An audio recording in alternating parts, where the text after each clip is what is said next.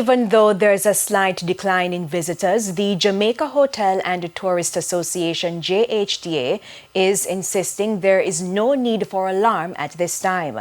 This follows changes in U.S. immigration policies which have discouraged travelers from that country. TVJ News spoke with JHTA President Robin Russell. So we know that there's a lot of uncertainty in the market, but we have not seen any major adverse fallout. Yes, there might have been, I think there's going to be a little contraction in the market based on where we were last year, based on the numbers we're seeing, the preliminary numbers that we're seeing, but it's not a number that it needs to be alarming. Mr. Russell gave an update from a recent meeting with the stakeholders. Our airlines are still committed to Jamaica. Jamaica is still very strong in the market, and we have not lost any flights, so we're looking forward to a very, very good summer. We're seeing where Canada has increased their numbers. We are getting numbers out of Latin America.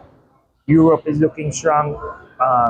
The UK is still looking very strong. So, we're not seeing where there's need for panic as we are now.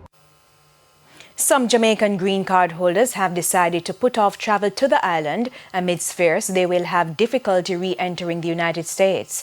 That's despite assurances from the U.S. that it's okay for law-abiding green card holders to travel to and from the country.